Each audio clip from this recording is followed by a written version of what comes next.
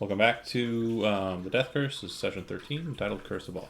Last session, the group found a weird, strange place called Needles Bones, and inside found some kind of warped, twisted, planar, basically addition to the plane of the Forgotten Realms. It apparently seems to have leaked out from a different plane of existence known as Ravnica. They defeated a strange Medusan creature, perhaps of, unbeknownst to them, Golgari, and they made their way out of it after taking a long rest. Go ahead and apply your long rest if needed, and they continue on down. So go ahead and move the dots you need to move to get to Curse of All, and roll me a d20 for each of those instances. Looks like it's 3 of them. Mm-hmm. It's a 1. Oh, wait. A Okay, hold on. Okay. So on the 1, Doral, as you're kind of marching through, you see off to the side of the trees kind of a bit of sunlight, like off to the side of the path that you're moving on, a bit of sunlight coming in through the treetops. And you're pretty sure you see a couple of the dark-skinned small creatures known as Chewinga kind of bobbling around over in that direction. I'll try to speak to them if Okay. Doing so, you have to kind of break away from the group and kind of go over that way. You're okay. Probably towards the front anyway, so some people will notice you kind of wander off. Those of you that are kind of near him, when he does that, you'll note that he just seems to be wandering off into a clearing. When you arrive there, Doral, you try to speak to them. What directly are you trying to say to them? Is there something you need? We've encountered you before. Are you in danger? Is there danger ahead? They kind of shake their heads to the sides, kind of in a strange, denotation. It seems that they are kind of implying no, but you're not for certain. As they kind of do that, one of them kind of steps forward and kind of places. It just kind of sits down in the center of this little glade that you kind of entered into.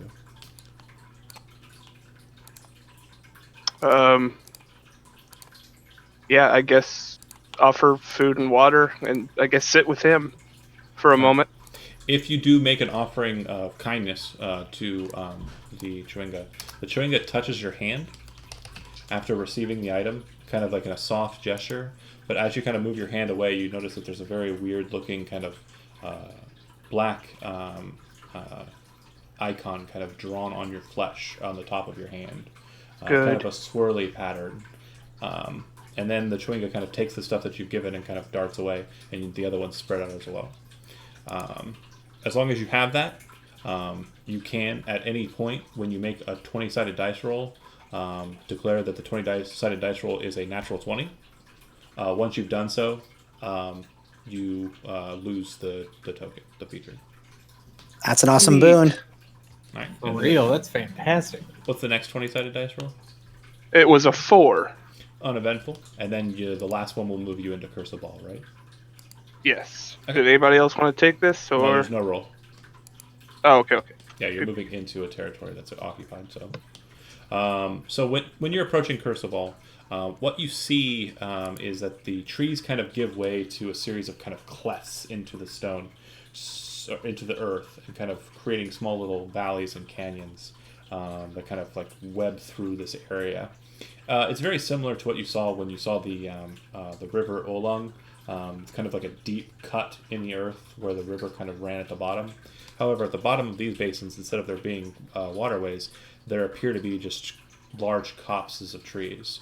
Having an idea of the natural aspects of the world, if you have the nature trained, you would know that this is probably segments that have kind of dried up that once ran off of the River Olong, and also ran out into the Kitcher's Inlet, but have since dried up, but still hold a very verdant kind of position.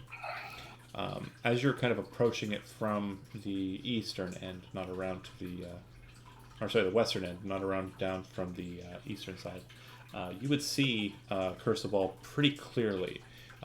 One such cliff face, as you're looking at it, appears to have a bunch of construction on its cliff facing, with all sorts of different kind of bridges and steps connecting each little position of this structure together. And it looks like the main building of the grouping has a large circular symbol on its face that denotes it. It kind of shows a maze pattern.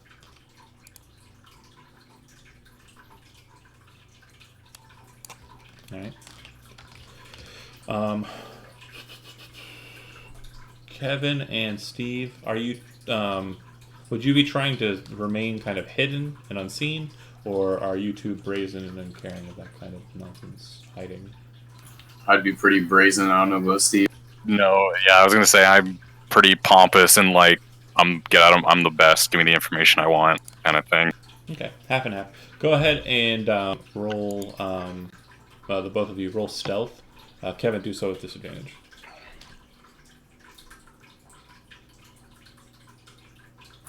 Three. Haha. 16. 16, you say? Yeah. So Walk through the thunder in my step. Bear with me here.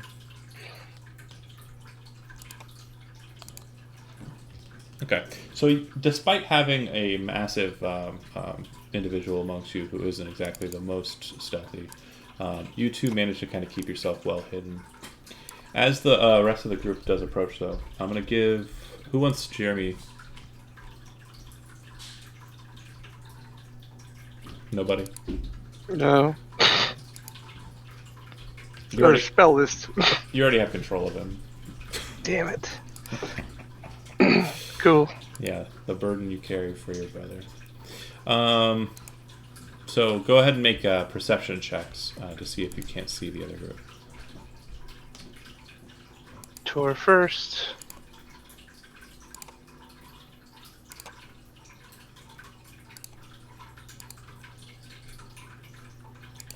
Tor was a 19.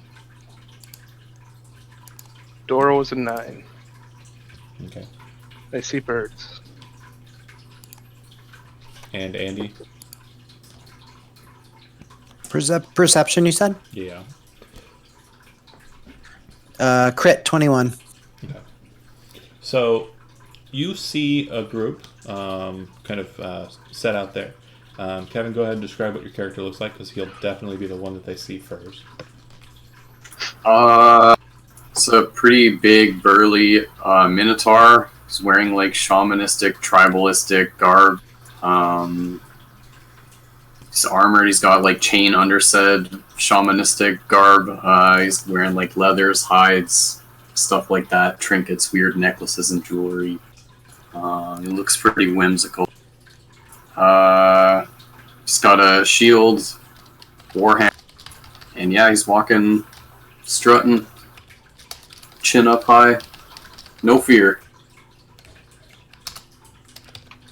And you manage to see that kind of staying kind of a bit more conspicuous to the sides of that individual are... Steve, go ahead and describe your character. Also kind of standing straight backed, more hidden by the bulk of his companion than like actually being stealthy. But yeah, he's a green-skinned half-orc, definitely looks more orcish, wearing a long kind of brown sinewy leather robe. He has this very elaborate mantle across his shoulders. It doesn't look like it serves any real defensive purpose. It's very ornamental. It's got like bone and spikes and like skin and leather pulled out tight over it. He also carries a spear that's kind of been jury-rigged into this weird ornamental staff that all spikes and bones hanging from it. The most notable thing is kind of across him, he's got this giant tome, this huge leather-bound book that's just absolutely massive. And he just, but he seems to carry it without any real struggle. Yeah, they seem to be walking with some sort of purpose, very like going to this place. Okay. And you would see that there is one of the albino dwarves of Cholt, kind of just nearby. You think you might have seen this dwarf in Port Nyanzaru before you left. All right. That said, how would you like to approach?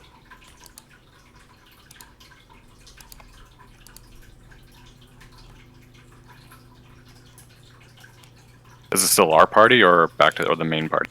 And I'm presuming that they are. No, moving you through. approach us. Yeah.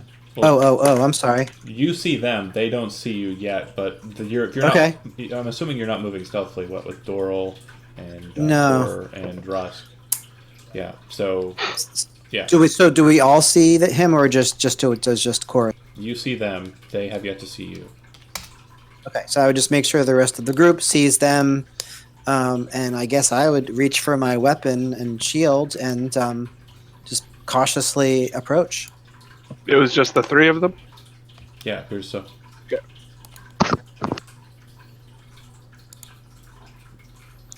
So I would turn to the others, as if to come with. So, hail, friend. I'll definitely be behind him, but I won't.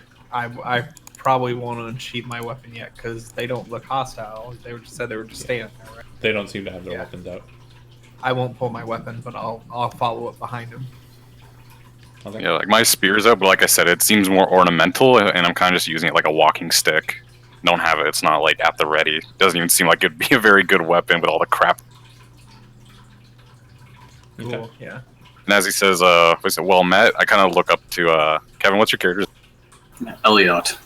Oh, hell yeah. And I kind of look up to him like, you want to hand? You gonna say it? You want me to say it? What are we doing? Yeah. I'll give you the shrug and I'll kind of like snort. Yeah, I kind of just let out a sigh. I was like, well met, Triton. Lower your weapon there. We don't mean you any harm. Our business is with the bird people. So he would do that and say, "What business do you have with them?" The business of Nunya. Would I be familiar with that name, John? Doesn't ring a bell. Go ahead and make an insight check. Russ says, "I think I heard that's one of those gods." 16. Or You're pretty sure he might mean Nunya business, as in he is trying to obscure. I see. it. I see. Okay, great. Okay. So, if you don't want to tell us your business, that's fine. We're also going that way. Okay.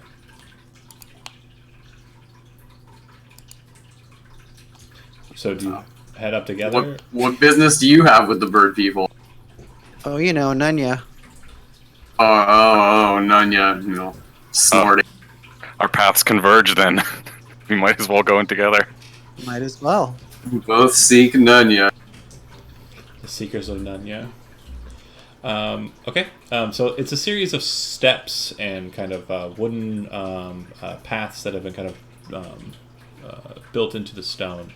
It does look like it's quite the rise before it gets to anything that resembles any kind of establishment. As you can see, it's quite high up in the sky, and every so often as you're moving up it, you do see a couple of winged creatures kind of descend down, kind of stay well outside of your distance, and kind of keep to it.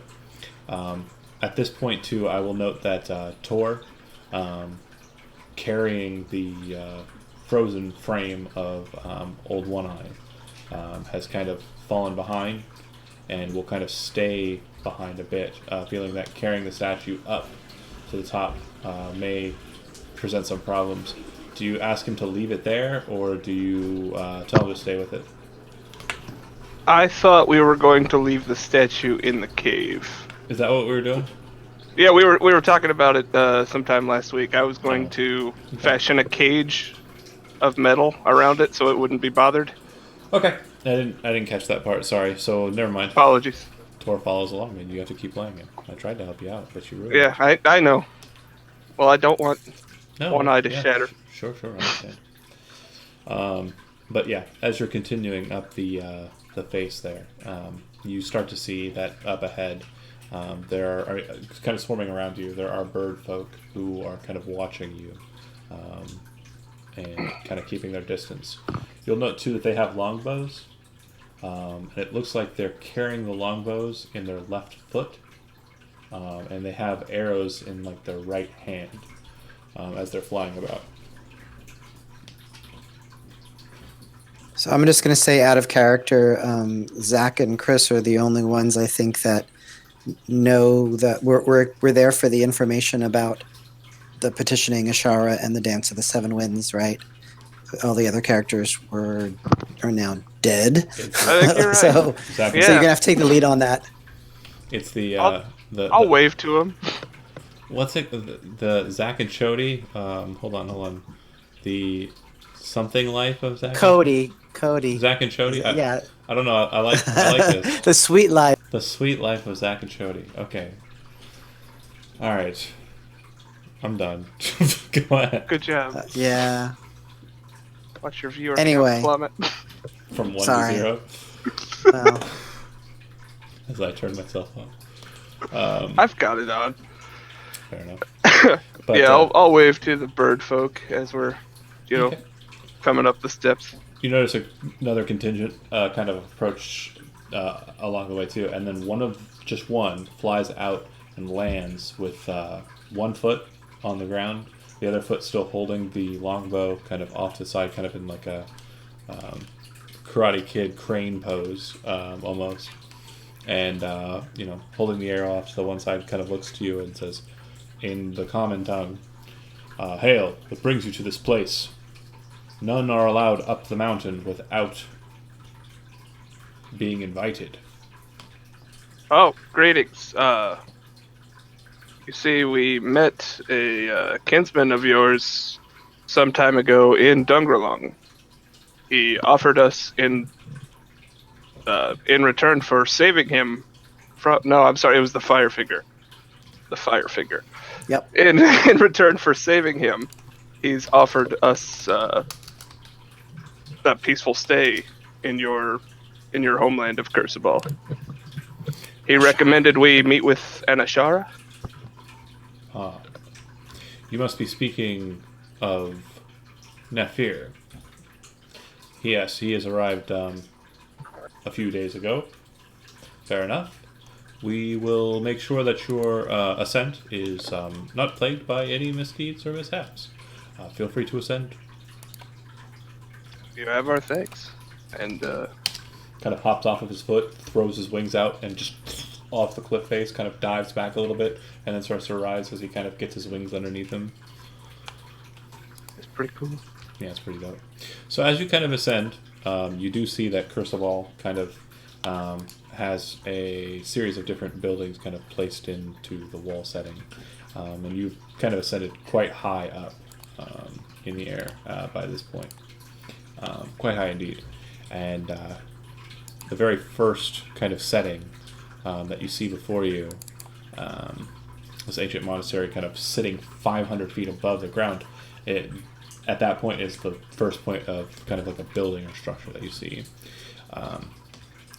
The first kind of balcony sets outside of a massive kind of stone facade that looks like it's actually been kind of built out from, but at some points carved from the facing of the cliff.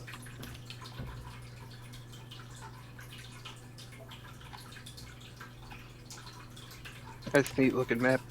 Yeah, pretty cool. I like that. We continue up. Okay. Hold on a second. Sorry.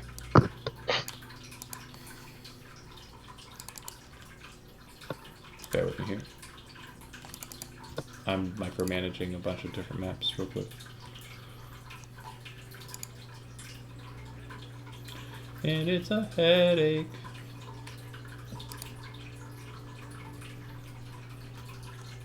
Alright.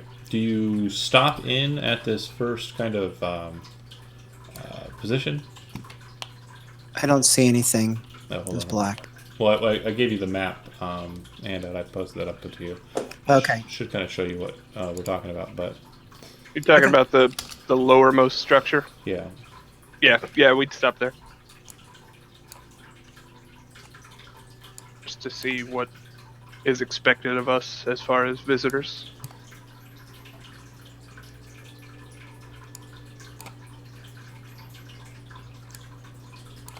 Okay. Let's see. When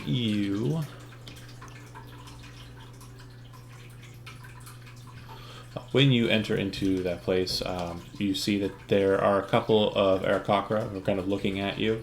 You see one kind of more floofy kind of Aarakocra kind of sitting in a mass of what appears to be kind of hay and bits of leaf matter and the like. And there are a couple of smaller Aarakocra who are kind of nearby, kind of just nuzzling up to this fluffy one. It's been about an hour or so to the top. Oh, sorry, hold on a second. Every single one of you go ahead and make me one of the following. Either a strength athletics, strength acrobatics, or wisdom perception. Your choice. Let me know if you got under a 15. Otherwise, we're fine. Ooh, I got under a 15. Everybody? Yeah, everybody, you choose one. Either athletics, acrobatics, or perception. 20, we good. All right. I got an 8. I also can't see anything. I just see my icon in blackness. I don't know if that's supposed It to be. should just be on handout mode right now, yeah. Okay.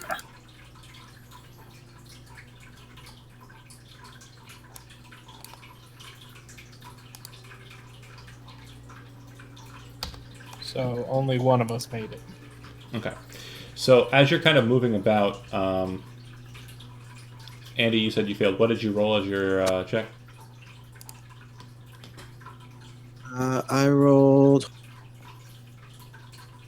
I rolled a 9. No. The check. What check did you make? Oh, athletics. Okay. As you're kind of moving about, it comes to a high, steep point of steps that you're climbing up. And there's actually a point where you kind of have to leap across to the next portion of it. Others are kind of doing this pretty fairly simply, but as you do it, you kind of miss your footing at the end, don't make it quite as far as you thought you would, and slip and fall. As you're falling, you see one of the Aarakocra off to the side kind of very quickly dip in, and you only go about 30 feet before the Aarakocra grabs you with its hind leg, or with its legs, because it's, yeah, anyways, it grabs you with its legs and raises you back up onto the position and drops you off. Ooh, thank you. Yeah. It seems that Thank you, kind sir. kind of under duress in doing so. You do take 10 points of damage from the fall and kind of being jerked back up to that position. It hurts a bit. Shoulders are kind of feeling a bit sore from the activity. And then, Bummer. Steve, you said you failed? Yeah, I failed on a perception check. Perception. As you're kind of moving up, you fail to notice that a bit of the steps ahead are rotted away. You kind of break out from underneath, but you think that you're about to fall, but instead it looks like in breaking that, you've actually broken a support strut kind of above, to a position above you, and a couple of rocks kind of dash to your side and kind of hit you a bit. You take 8 points of damage, bludgeoning damage, as the rocks kind of batter you from it, and you're Wow. forced to ground yourself down. Zach, you said you failed? Yes, athletics. Did Tor roll as well? Tor saved on perception. He rolled a 21. Okay. Not too long after you see the failure of Chorus in the jump, you also kind of end up meeting that circumstance. Another Aarakocra grabs you and tosses you back up there, very similarly to the last one. And if you've ever played Legend of Zelda Skyward Sword, you're kind of getting the motif here. Basically, you jump off a cliff without a skyloft, a skywing, and the bird, whatever the birds are called, I can't remember right now, and you get picked up and dragged back up to the top. You take 11 points of bludgeoning damage as you fall. And who am I missing? Me, 13. And what'd you roll? Athletics? Athletics. Okay, so you try to kind of like climb a bit past a point, but you kind of grab onto some loose stone, break it apart, kind of fall back down instead of making it up the route you want. You thought there was an easier path, and you take 10 points of bludgeoning damage. So it's a hard climb, definitely one that kind of wears you down a bit, and then you make it to that first point. Inside, there's about 6 Aarakocra. 1 is the big fluffy one, 2 are the small tiny ones, and the rest are males who have a very similar, or males and females rather, who have a very similar style to the ones that were out and about kind of watching you. They look to you as you enter, and the one that kind of leads them says, "What are you here for? You've been welcomed at the steps, so obviously we will not throw you out, but what is your business here?" I was sent by Nefir to meet Ashara Ashara. for a ceremony known as the Dance of Seven Winds. Well, Yes. You've got the wrong den. Ashara resides in the den that is marked by Uptal. Ascend further, my friend. Oh, my apologies. I Of course. wasn't given fantastic direction. Oh, not a problem. I'll leave your dwelling at once. Of course. While we're in here, I just want to ask him who would have knowledge of, was it Kumo is what we're looking for? Omo. Who would have, we are led to believe that the Aarakocra of Sabal know of the city of Como. Omu. Omu, dude, where are you getting Omu? a K? I don't know. OMU. Umu. That. He looks at you confused. I've never heard of Umu or Kumo. And then the the big burly guy, Minotaur, says, Omu. And the Aarakocra looks, Omu? That is where the gargoyles reside. The stone beasts. We conflict with them on a very regular basis. Most of the Aarakocra, if Sabal, know where Omu is. And he steps out, kind of steps towards you like he's going to step outside. If you follow him out, he goes outside and points. And you can see that the cleft that you're on kind of is opposite facing of another cleft. And there's kind of like a straight that runs kind of southwest. And he points. And off in the distance you can see... Hold on a second.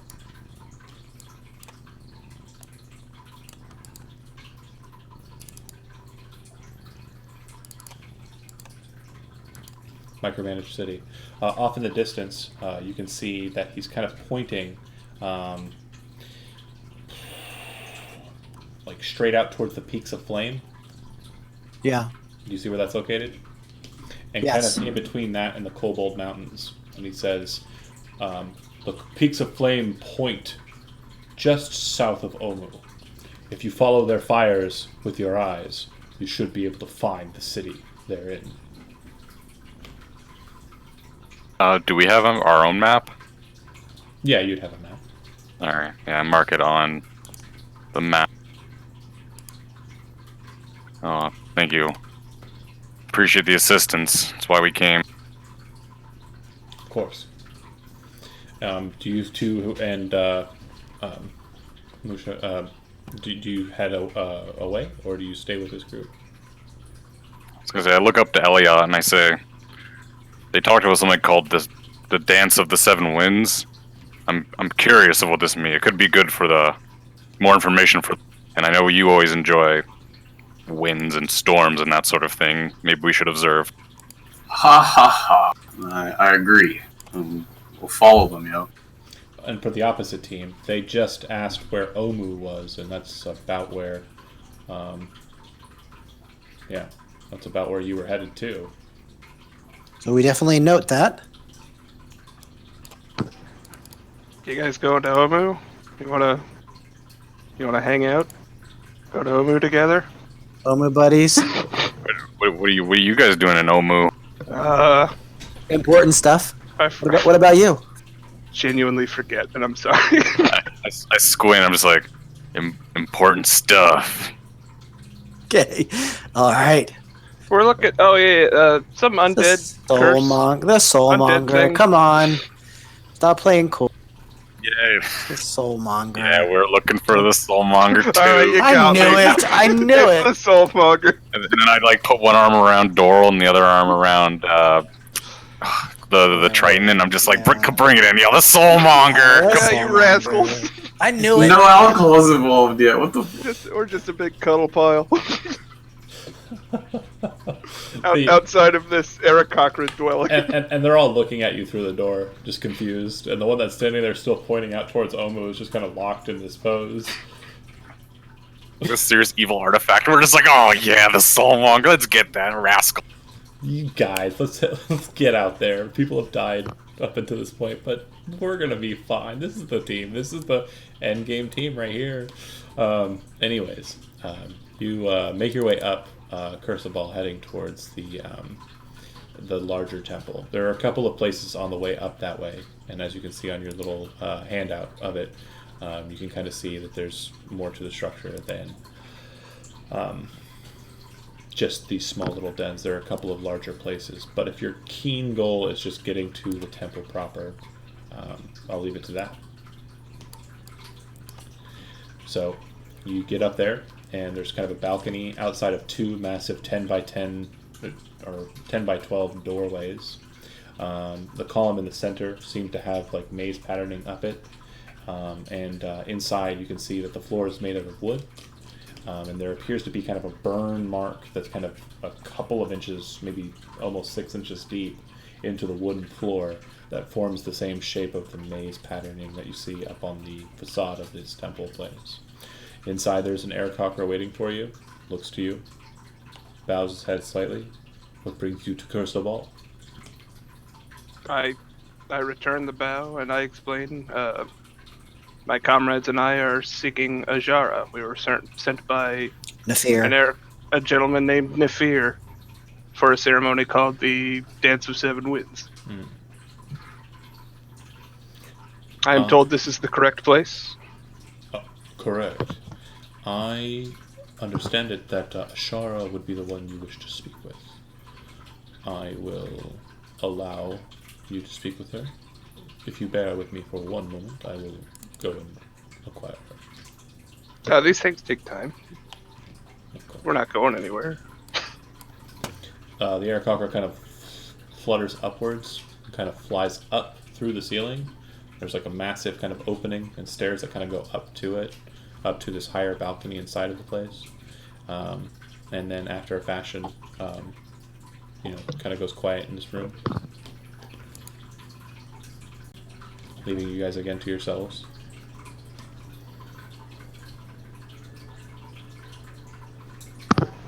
Elliot, you're a huge cleric. I'm a huge cleric. How's that going?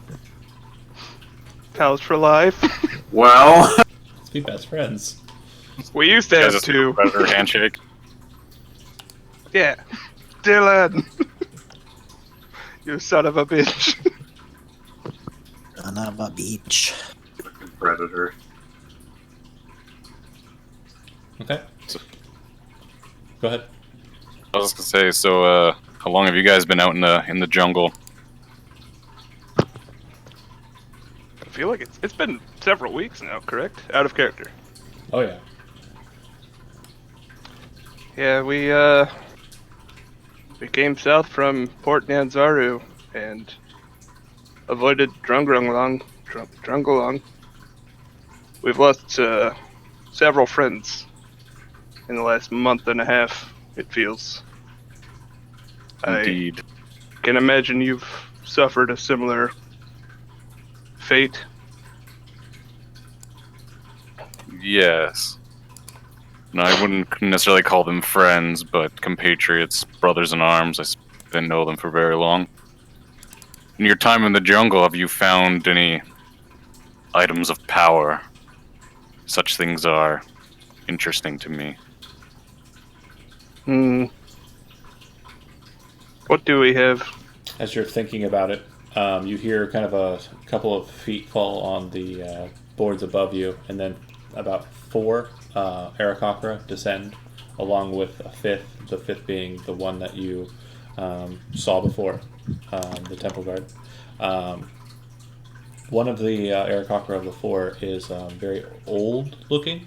It looks like there's a lot of gray plumage kind of in and around the neck area, and kind of a couple of wilting patterns kind of on the brow. Based on what you kind of know about the Aarakocra species from your short time here, it's that her patterning is very muted. She's not very brightly colored, and you would know that most of the Cholton Aarakocra, if males have more brightly ornate plumage to attract females, of course. And this one appears to have very muted kind of dark russet kind of colors, along with the graying feathers and the down. She lands, and the other three look like they're kind of temple guards as well. And she looks to you. One of the temple guards looks familiar. It does appear to be the Nafir, the individual you rescued from the Firefinger. And he looks to Doral, and he looks to Rusk. and he looks to Hugh. It says, your number has dwindled, but you've gained other friends. It seems that strong individuals are polarized to your cause. That is good, and I thank you again for what you did for me in Firefinger. Ashara kind of raises her hand and kind of stops him from speaking. Enough. You've come to this place for a gift, a repayment for a deed you have done, and so it shall be.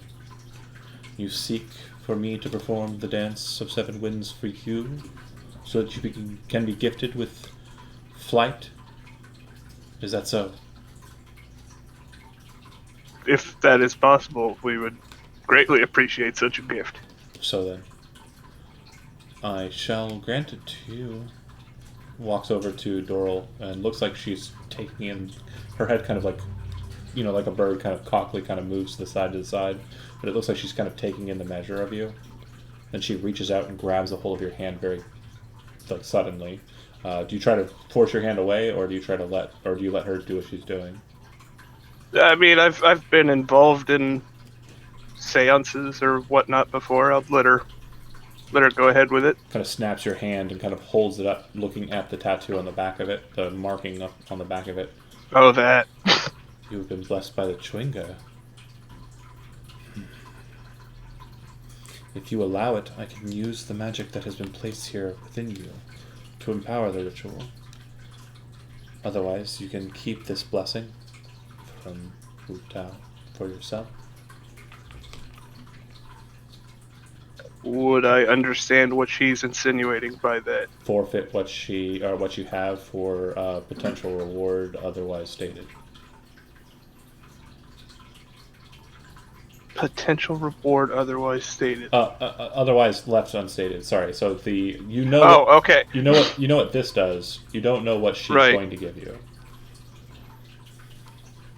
She just says it'll empower the ritual.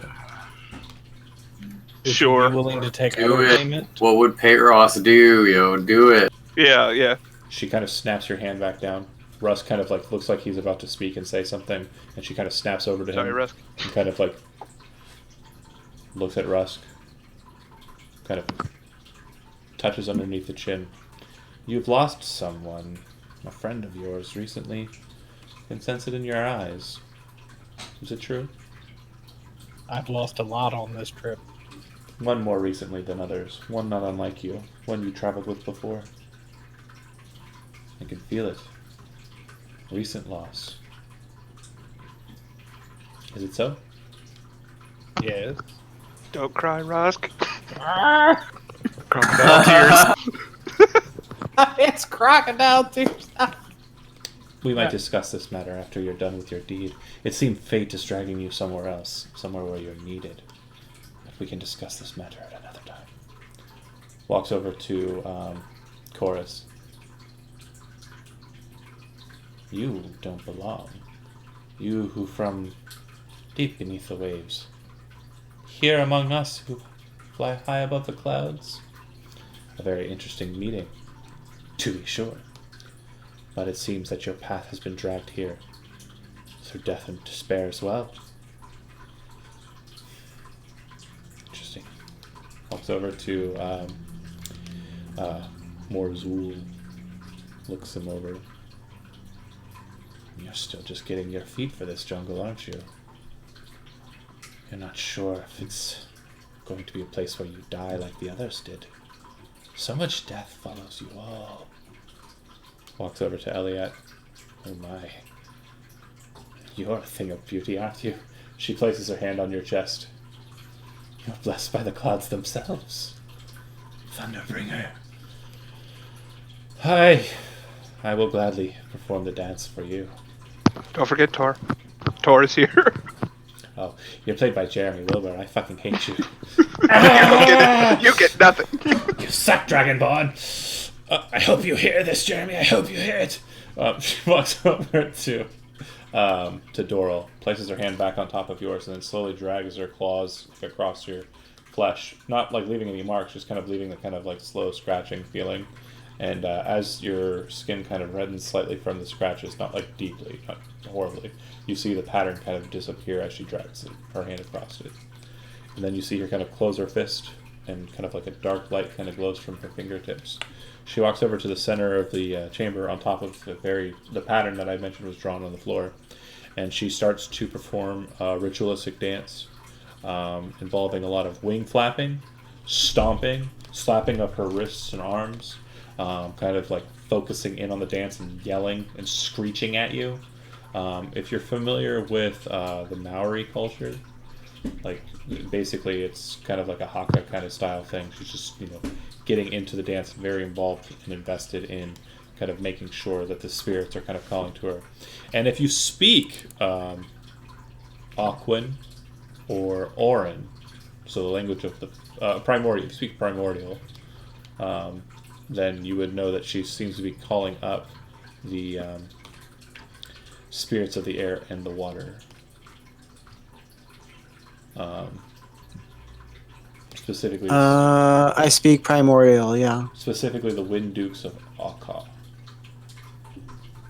When I watch her dance, I don't understand what she's saying, but her movements, I'm trying to like sketch them in my book with this, like, essentially it's like just a sharpened bone that I'm using as like a pen. Okay. And I'm trying to do essentially making stick figures of her little dance, like, oh shit, she's going to do a different thing. Get that one. Go ahead and make a perception check and see how good the doodle is. An 11. It's not bad. I mean, it's basically very rudimentary stick figure. Excuse me. But very much trying to get the stances and positions that she takes during the dance. At the end of the dance, she kind of raises both of her hands, and you watch as her wings start wilting away, and the feathers kind of fall to the ground. The bone portions of them also kind of just drop. No blood or anything. It's not like a violent, horrible thing, but her wings, like a flower's petal, kind of wither off of her back. And She's molting. once she does so, she kind of holds her hands up and then pushes her hands down, and each one of you feel your feet lift off of the ground. It's empowered by the Chewinga boon.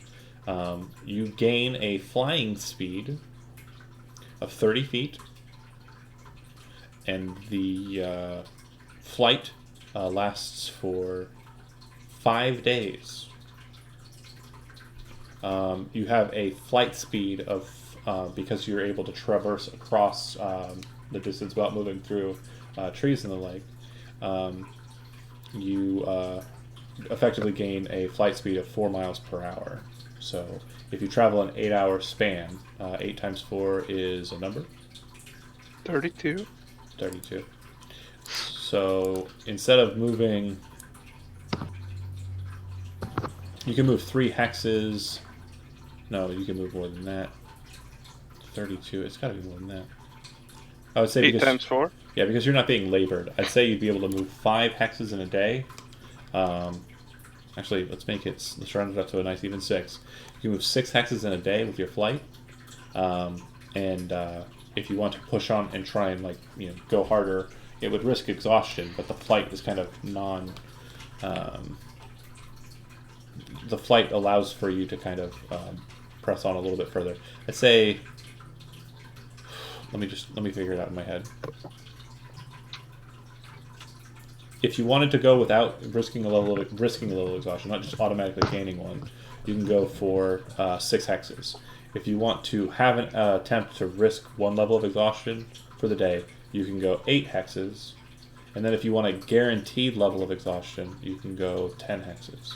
And then you have to bed down. You cannot sleep while flying. It's pretty awesome. I think we can just take off from here and go right to Umu. Yep. And again, this was a pretty... you came here, it's pretty early in the morning.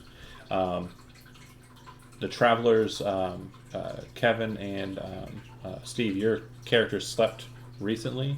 The other two, you guys, or the other three rather, Thor, you traveled a little bit today.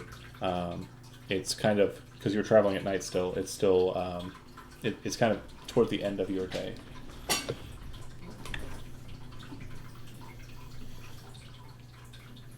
So I would say for you 4, you'll gain a level of exhaustion after the first 8 hexes. I'm sorry, who was that? The original party, not the new ones. Because you traveled during the night to get to Sabal. It's daytime now. We should have waited to do this. We could just sleep. Well, do you want us to switch to your circadian rhythm, or do you guys want to be back to? Well, I think it kind of makes sense. Being able to fly doesn't hurt. Yeah. So here's the options that you have. You can bed down in Sabal and then travel the next day full tilt. Or you could travel slightly but not quite full tilt now, sleep out a field, wake up and get ready to go and rock and roll. Entirely up to you. I say we all rest so that we're all sort of on the same page. You guys are well within your ability to fly over to Omu at this point and still have a flight speed, because it would be, if you're just traveling at normal pace of 6 hexes without taking risks for exhaustion, you could do it in 4 days. I'd say let's do that. Let's just try do to it. get there Okay, ASAP that's while we fine. have this flight speed. Like Sure. if we waste a day just like trying to figure shit out, yeah, we'll be down 1 day of flight. Okay. That's fine. Because let's think of it like if we get there and shit goes south, if we have another 24 hours being able to fly, we could literally just get out of there. Yeah, just cut. Okay. Yeah, we can. It'll be a lot easier to run away if we can fly away. So pick Before we Go ahead. Before we go, I want to, especially if I know that we're getting ready to go, I want to go up to the one that gave us the boon and say thank you. You've helped keep us safe on this trip and help it get to a faster completion. I'm going to give her, I have a lucky charm. I'm going to give her for thank you. Okay. She takes it, but then she kind of passes it back to you, and she says, "This is repayment already for you saving Nafir. You owe me nothing. If you give me something, I will owe you again, and I cannot accept your gift at this time. I will state this, though. If Omu is indeed your destination, as I overheard you talking just moments ago here, I will note this. The stone creatures known as gargoyles, who reside in Omu, travel far afield to come and fight us here in Sabal. If you see any of our patrols around Omu, they are scouting to make sure none of the gargoyles are heading this way.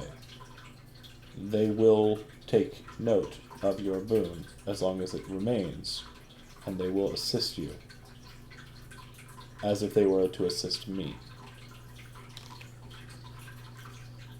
Sounds good. All right. Before we go, can we get? We have 2 clerics. A bunch of us got injured as we were ascending. Could we get maybe some? She starts whispering something. Another 10 minutes pass, and she casts Prayer of Healing. Somebody roll me... What Prayer of Healing is, D8s or D10s? I forget. 8s, I think. Roll me 3 D8s and add 6.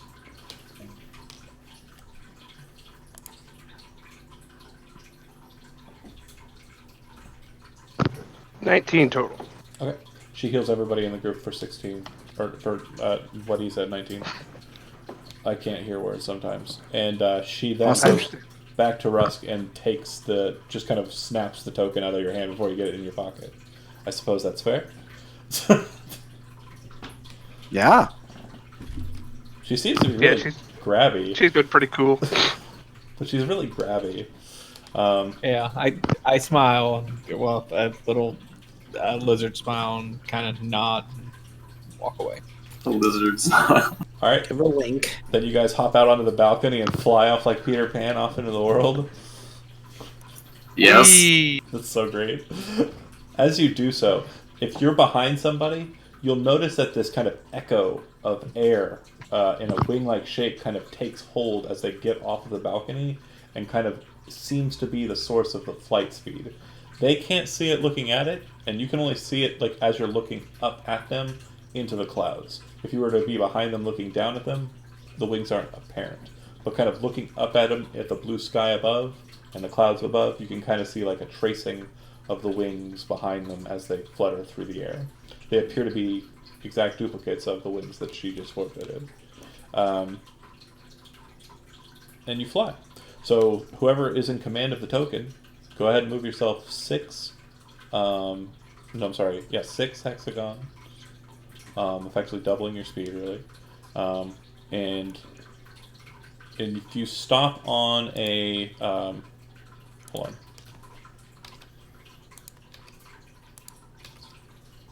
Okay, so zoop, and then are you going to try and bed down in that location? You're going to descend down and try and bed down.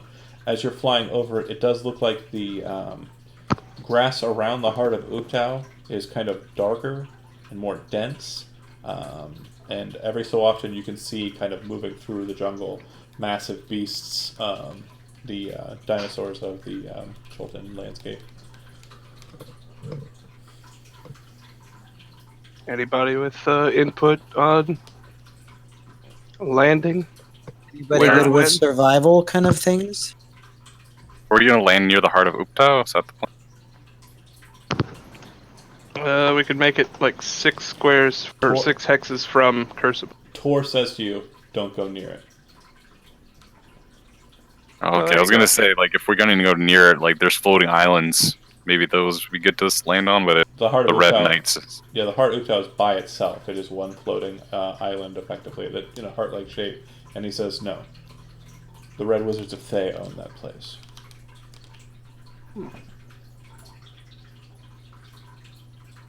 Alright. Well, yeah, if we can just find, like, a nice little spot, like at a tree line or something, Okay. that'd be good. All right. Go ahead and make a survival check, whoever wants to see if you can find a good place to camp out. And once you do so and descend down, I'm going to go ahead and clear out the territory around you. I have a +3, so I can Do it. Yeah, you got it. You're the guy. 6. Nice. Yeah, he's Level the guy. 6s. Snake Eye. Our boy. All right. Okay, so you guys bed down for the night. Go ahead and give me a watch schedule, and then also give me 4 d20 rolls. And both Musharib and Hugh Hackenstone are with you, but the whole time they've been talking in the back. It seems like they've been having just a dwarven dialogue back and forth. And when you descend down, they continue having the same conversation. Every so often you hear words that you're familiar with, Steve and Kevin, like Hrockmar and Moradin's Gauntlet, but in Dwarvish. And then every so often on the opposite side, you hear from Hugh Hackenstone things that you've heard before, but in Dwarvish, like Dragon, Rip My Fucking Face Off, etc. So if we had one watch and then slept the rest of the time, would we get rid of the exhaustion, or would we have exhaustion? You don't have any exhaustion at this point. If you move past the 6, which you can, Steve and Kevin would have a chance to gain exhaustion. The rest of you would gain exhaustion. Okay. I And- think, yeah, okay, so if we just... During the next day, you guys can travel 6 more hexes, but then you can travel 8 if you want to risk exhaustion. You have to roll a Constitution understand. saving. Got it. We're breaking camp, like, or we're setting camp here. That seems to be the case. Alright, well, while we're like just setting camp and getting ready, I go up to Doral. I just kind of pull him aside. And, like, we were interrupted before in Cursive. Well, my question remains: have you found items of power in this jungle? What sort of items are you looking for? Magic items filled with the arcane. I glance over at Rusk. We have this jar. It has not yet run out of mayonnaise. We've been here for weeks. And you see Morzel's eyes just open. Amazing. Please let me. I must experiment with it. I must know. And he like flips open the book and he just starts like pulling the corks out to be like seeing what pops in. Oh my god. Oh. Alchemy jug. Yeah, you know its properties after So much very short mayonnaise. order. Yeah, he's like, if you have anything else, please. Yeah, I'd show him the mace I'm ashamed, carrying. but I'm obsessed. And I'll show him the Warhammer as well. I don't know what else we still have. I know we lost the rod. We lost one or two other things with Shadow. I think Taurus that's all got we his have. broom, but I think he'd kind of keep that close to his chest there. Yeah. Are you just laying out everything The in front of him? Yeah, I'd let you look at it. the apparatus. He his eyes Looking like like go a cool right guy. to the Mizium gauntlet, and he's just like, "Oh yeah." Yeah. If no one's opposed, I'm gonna put it on. All right. If no one's stopping him, yeah, no one seems to have claimed it. Yeah, man, go for it. I Do mean, we know what it does? we're all pals. You probably identified it. It is in the magic items. Okay. So it's not inherently arcane, right? Like as I like kind of gripping it and whatever. That's what it does. Oh shit! It's the gauntlet version, right? Or like the bracer version? It's the apparatus, so it's the full kit caboodle. Big ass fucking glass type, almost like the alchemy jug on the back, with connector rods, and then Mizium connectivity, and then spell ports on the side of the gauntlet, tubes and shit that go to the back portion, and dynamos kind of in the back that look like they can be activated, but only once it's attuned. A sorcerer, warlock, or wizard needs to be the one that takes this up.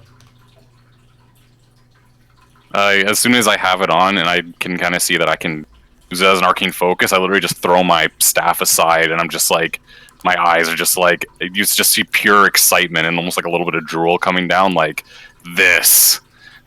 And I have to like hold back like a cackle of laughter. Like I'm so hyped for this thing. He's a happy boy, Rusk. Okay, so if you take the time to attune to it, great. You should be able to read what it does. Oh yeah, it's a little bit of reading, but I'll get to it.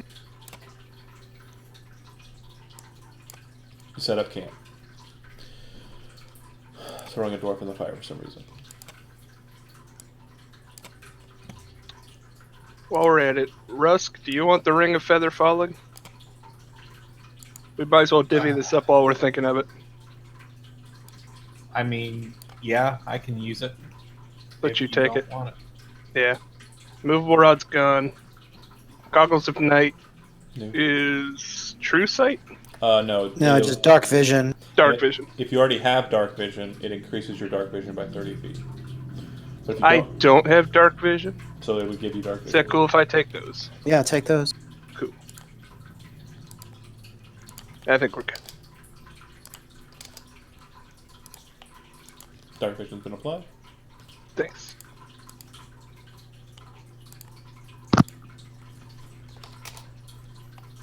Are we on a map? Yeah, you're on a map. But I don't see anything. Oh, that's weird. Okay, hold on. Do Tritons have dark vision? I don't believe they do. Well, then you should be good. All right. I need 4 Yes. d20 rolls. 4 watches. And I'll let you know the reason why we are on this map is because the chances of you running afoul of a random encounter are a lot higher in the position you've taken. Huh. Somebody else take it this time. I took all of the first half. What are we rolling? 20? How many? 4 for your watches. There you go. All at once, huh? 6, 6, 8, and 11. Wow. Wow. Okay, hold on. How many T-Rexes? We're fighting all night long. So fucking, Gonna be kung fu fighting now. so fucking lucky. All right, you have a very restful evening. Nothing seems to happen. Woo. I guess low is good. Yeah, low is, Middle is good, I think. no, low is better for random encounter d20 rolls. For normal setting, just to kind of give you a peek behind the curtain, like a normal, just regular part of jungle terrain, 18, 19, or 20 means random encounter, and a natural one means something beneficial happens. Which is why every time freaking Kevin over there would roll a 1, he'd get a magic item. The mayo's rolling. Yeah. But anyways, so you wake in the morning, the gift of flight's still about you, and you wish to take off and head further on. Hold on a second. Oh yeah. I think a happy thought, and I begin to fly. Let me check one thing real quick.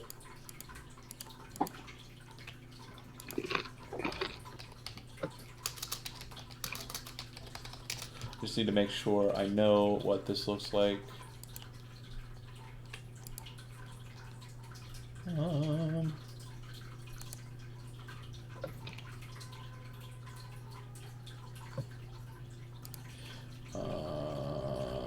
Okay. So, there does look like there is kind of a strange patching or clearing to the southeast. No, to the direct east of you. The way is kind of.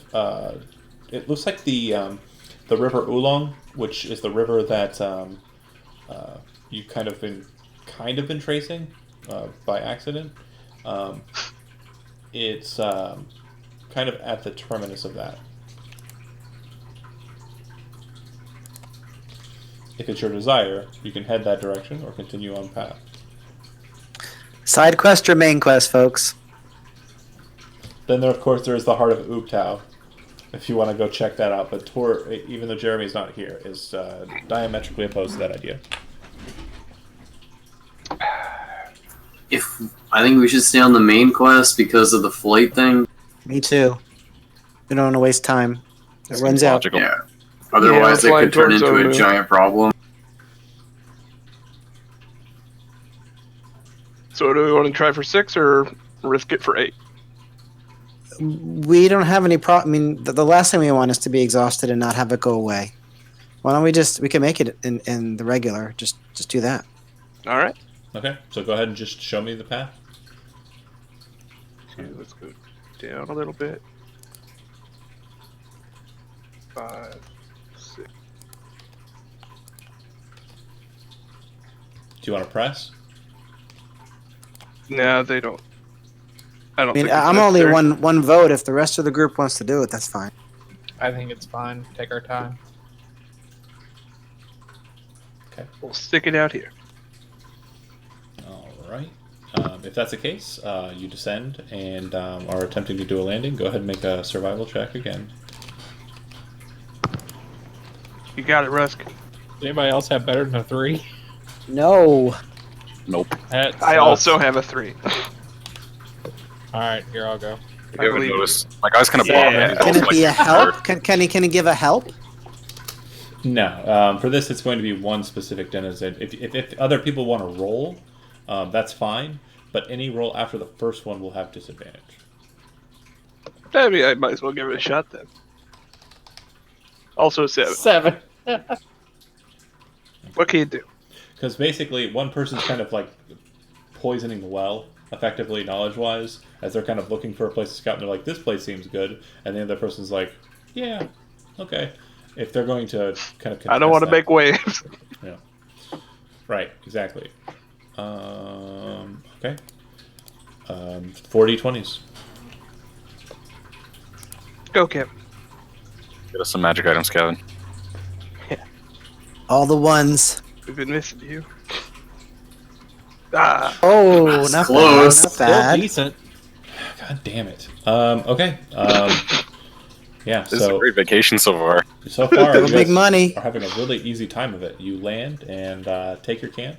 Everybody seems to be sleeping. It seems that those two dwarves have just been really shooting the shit together. They seem to like each other really palling well. around. Yeah, they seem to be having a great conversation. That said, you wake up the next morning, day 3 of your flight powers, and zoom. It seems friendly, the conversation. Nothing. Oh yeah. There's a lot of laughter. I speak Dwarvish, so I'm not trying to.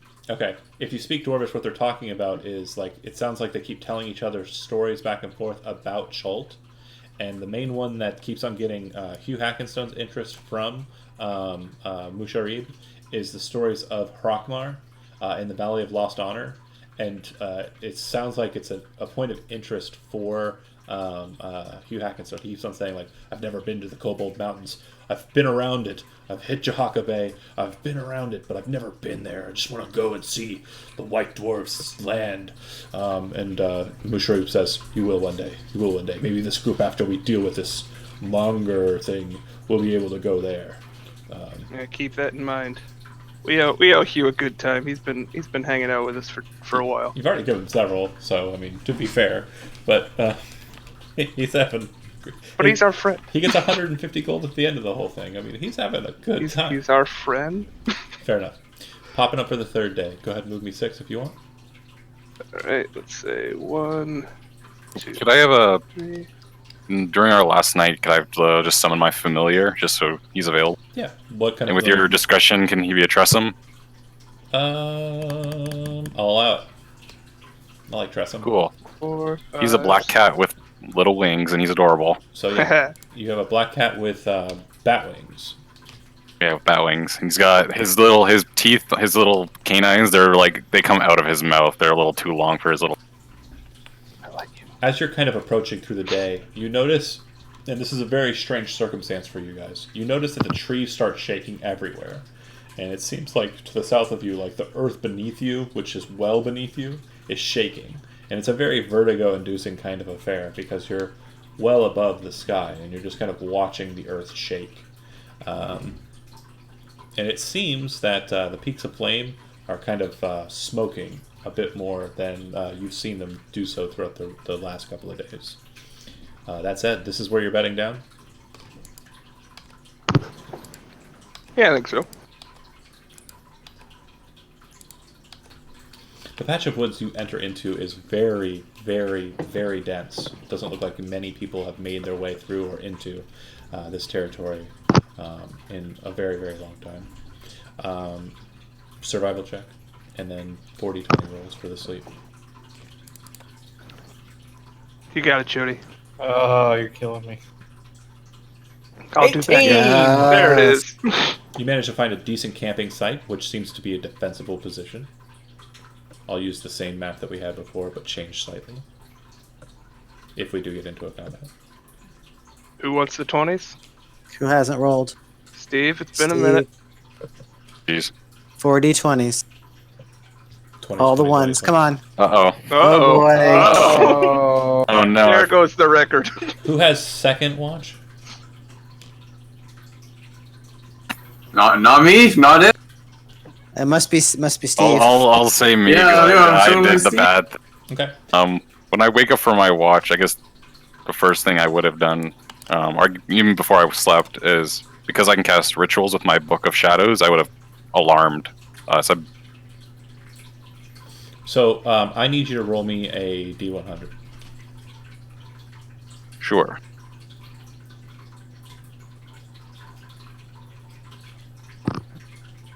Uh, 35.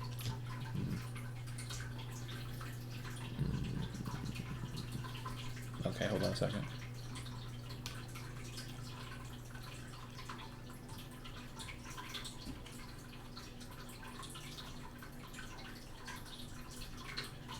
$35 dinosaurs jump out of the bushes.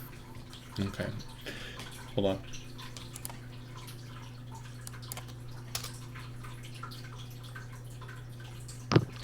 There's 8 of us. It would make sense for more than one person to be on the second watch. Yeah. Yeah. That's perfectly fine. So if you want to break it down, because there are 8 of you, there are probably 2 people on watches.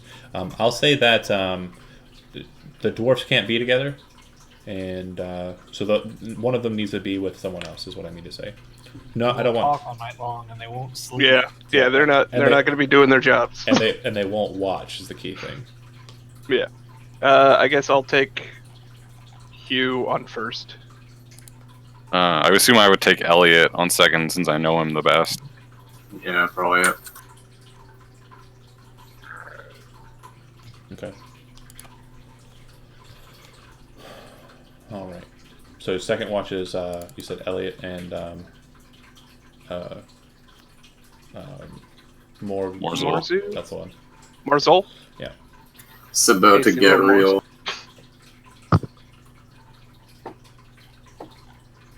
Wakey, wakey.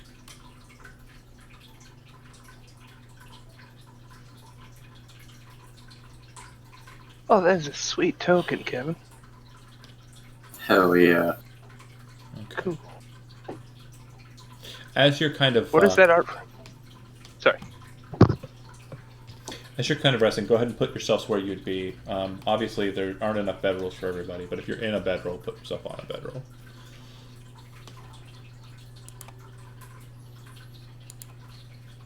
And Tor. All right. The full art of his token is really cool. Show it to you, Zach. Please. There it is. It's in the Discord. That's super neat. Thank you.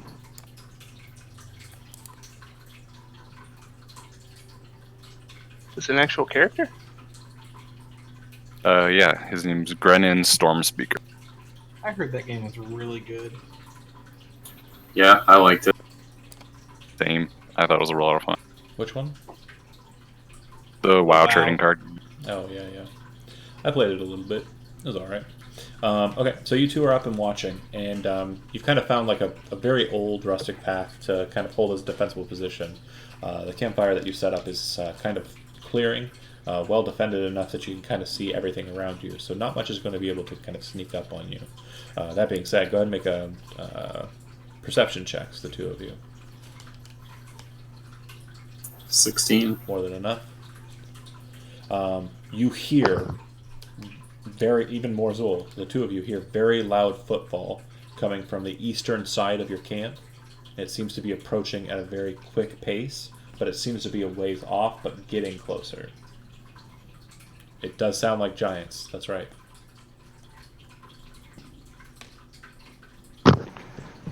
Cora's having night terrors again. No! I looked to. Should we wake them up, or do you think we can handle it? Oh, thinking something stupid. Man, wake him up. Let's say I'd start motioning to put the fire out. And like, I'd go for that. Like, either you're waking them up and I'm getting the fire, or vice versa. So, No, man, if You they wake come- them up. I can use prestidigitation to extinguish a flame. sure, I'll start waking them up. Yeah, I'm just gonna snap my finger and put the fire out. Okay. Alright. Continue kind of like waiting and listening. It does sound like it is closing in directly on you, despite the light being out. Yeah, if I see them extinguishing the fire and, being hush-hush, I guess I'll sort of duck into nearby brush, see if we can't hide. Okay. You're waking everyone up? Yeah, Oh, yeah. from biggest to smallest first, because in my mind, that's what's going to win this. Yep, take your time. You have plenty of time to set yourself up defensively. It does sound like you are well aware of whatever it is coming. It sounds Which direction? it's coming straight from the Yes. eastern side. Okay. Yeah. So yeah, I'd be waking these two up, and this guy, and then yeah, I'd be jumping in like a bush. Inside, yeah. Then I'm hiding in the bushes. Okay. All right. Torque it over here. My familiar's pretty stealthy. Could I like kind of do the warg thing and send him Sure. flying through the forest? Maybe see what it is. I can look through his eyes. Yeah. It only allows you to see through its eyes out to 100 feet, though. Right. Is this thing too far away, or It's still? It sounds like it's on its way. Yeah. Reminder: we can fly. Yep. Also true. All right. I will park him 100 feet to the east. Park him like hiding in a tree, and then just kind of like waiting and listening to see Okay. if we can get a sight of this thing before it sees us. Okay. And you guys are just hiding in the low bushes, or are you crouching tiger, hidden dragoning up to higher trees? I would forget that I could fly. I would stay on the ground. I'm groggy. It's early in the morning. The dwarfs also like the ground and are kind of taking positions. Hackenstone has his implement and is ready. Looks like he's prepared to fight. And he looks back over his shoulder at you guys as you're hiding in the bushes, and he says, "It's another T-Rex, boys. Ha ha! Yeah. I'm gonna lose the other arm." Is he sure? Is he sure it's a T-Rex? Almost like a couple moments at that, as you're questioning it, you see the shadow of a Tyrannosaurus Rex burst through the tree line. As it does so, and you see it, you see that it's missing patches of flesh, bone is exposed, it appears to be a running, massive zombie. And as it stops there, it's gonna breathe the it guts. opens its mouth open and just lets out this nasty sounding guttural, like, imagine the Tyrannosaurus Rex sound from Jurassic Park being run through like a Rob Zombie film. And basically that's what happens as a bunch of just bodies fall out of its mouth onto the ground before it. Oh man! Oh god, is it doubling over as a necromancer? Is one of them Grun? It spits zombies out of its throat. God damn it! Are these corpses are they like alive, like crawling around? Are they undead or are they just corpses? Oh yeah, they're moving. So good. Sweet Jesus! It's metal as fuck. All right, lock and load. That is pretty good. Well, It's basically a zombie carrier. They're prone. Don't worry. Kind of grip the Mizium apparatus, it kind of hums to life, and it's like jiggling my hand. I look at Elliot, I'm like, "You bring the thunder, I'll bring the fire." Rusk, these guys are cool. Nice. These are cool guys. Yeah, these guys are. I'm glad they're here. Did you guys haven't rolled initiative yet? Don't do it yet. Hold on. I rolled a 20 too. Okay, I keep that 20. that's fine. So roll again and then take it. And switch.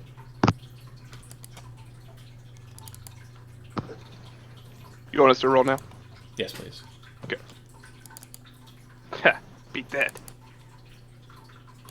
Oh, it tore.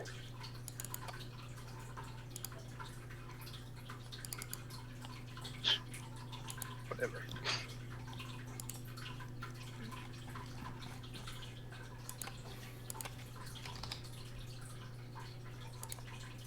Couldn't be a living T-Rex this time.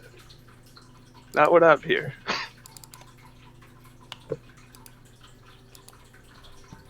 All right. Man, it's so fucking great. That friggin' token art is so magic. It's spitting the zombies out. That is so good. Does it appear to have more zombies in its mouth that it hasn't spit out yet? Yeah, it looks like it's basically. I don't know if you guys are familiar with creepy kind of dental images and stuff, or if you've ever had tonsil stones. But basically, there are bodies inside of its throat that seem to be lodged in place, like tonsil stones would be lodged. Don't Google tonsil stones if you don't know what I'm talking about. No. It's I would gross. think of it kind of like a really gross Pez dispenser. A super gross Pez dispenser. Yeah. Right. Awesome. Zombie tonsil stones. All right, so, Chorus, you're up first. Again, remember you do have a fly Can I speed. fire? I know. Can I fire from the cover without Sure. making it harder to hit? It's still kind of encompassed in trees, so it technically has cover. So if you don't have the sharpshooter feat, it will get cover. +2 to its AC. Okay, then I want to hold my action until one of them moves out of cover, and then I will fire then. We're ready in action to do that. The zombies are open. You can shoot. Oh, okay, yeah. Yeah, you can I'll shoot go at one them. of. I'll go one of. But the big zombie is still. It's like its head's kind of poking out, but the body of it is still kind of in the trees. Okay, I rolled a really great 8. 8 hits. Wow. Yeah, it's a zombie. Really? Is that 3? Oh my! Look at that. What is that? Yeah. Wow. Basically, the event of you firing the arrow happens, and if you're a fighter, you have a second shot.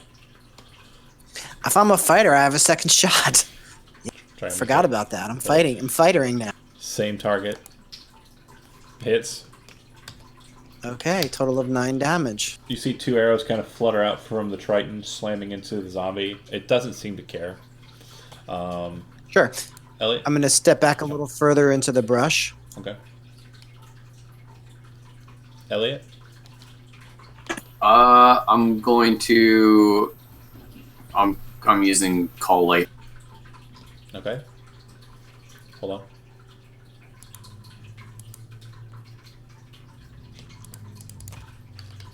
It's pretty big. Yeah, I know.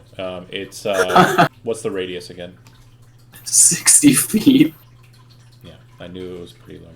Wait, radius or Yeah, it says it's 10 feet high with 60-foot radius. yeah? I knew it was big. The storm cloud appears in the shape of a cylinder that is 10 feet tall with a 60-foot radius centered on a point you can see within range directly above you. I'm trying to get it for you here. Hold on. And then I get to pick It's a card. 120 feet across. Yeah. That's the map. That's Yeah. We in the eye of the storm right now. Essentially covers with a cloud where you choose where the lightning strike. Yes, and then the lightning does damage in a 5-foot AoE, so all So these things badass. are about to get struck by lightning. God, so cool. Give me a second. Now you have to bring the fire next, man. He's bringing his thing. Yeah, you really put yourself up for something here. I'm doing the thing. I'm like, oh, we're using third level spells. Oh shit. Oh shit, dude! Okay. Shit. Okay.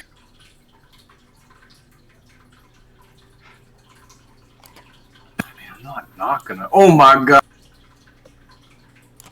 That's it at its half distance. Hold on a second. Bzz.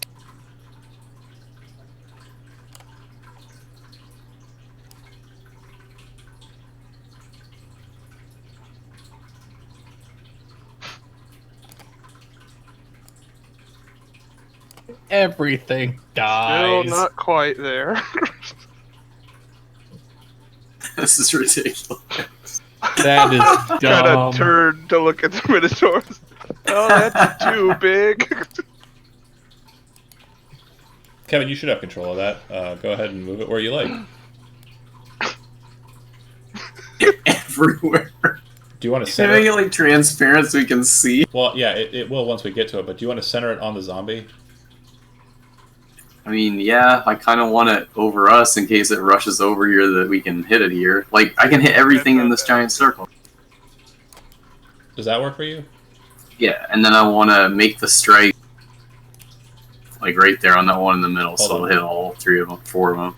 Okay, now you should be able to see your characters, right? Yeah, perfect. Alright. You hear a very sudden roil, and then you watch as the clouds directly above you kind of just shape down, and static kind of fills the air. Everyone's, like, hair kind of stands on end, and you kind of feel a weird tingliness if you don't have hair. And the strike slams down. You said where at? On the big one? Right there. On the little one in the middle, because it says it's a 5-foot AoE. So, if 5-foot AoE would be a single square, I think. Hold on, let me check. Each creature within 5 feet of that point must Okay. make a dex saving So throw, all, blah, blah, blah. all 3 of them. Got it. Or all 4 of them. Got it. Yup. Well, T-Rex apparently It's so nimble. brought his A game. It does a backwards flip, cartwheels around it. Is it for half or no? Uh,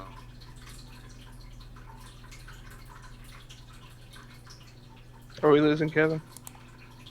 I think so. Oh no, You look that's what frozen. you got a minus Oh, there he 2 is. and you still got wow. What'd you say, Kevin? Yes or no? it's half on a. Save, okay.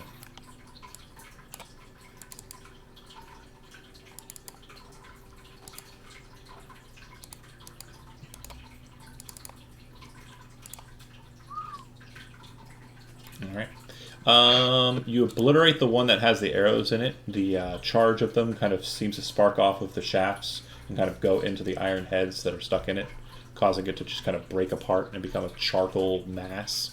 And the other 2 are struck, but it seems like the shifting off to the side doesn't destroy them as utterly as the other one was destroyed. The T-Rex doesn't look That's phased. good enough for me. This thing persists. Let's keep it up. Tor,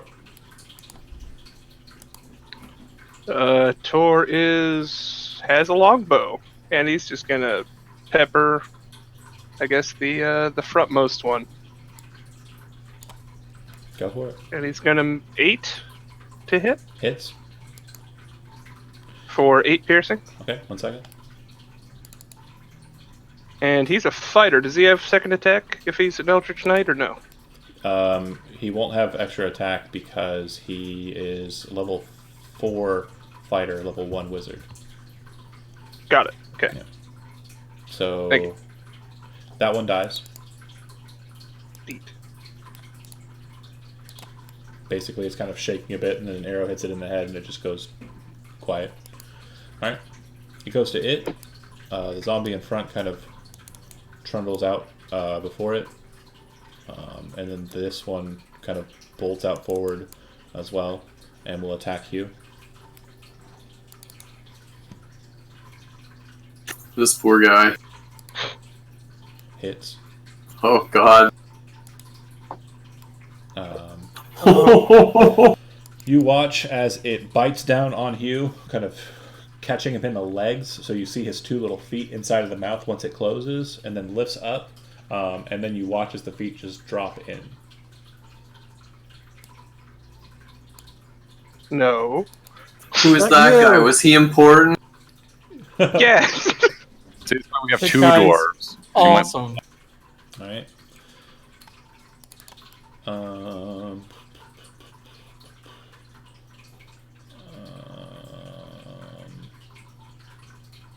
Oh, hold on. Sorry, I apologize.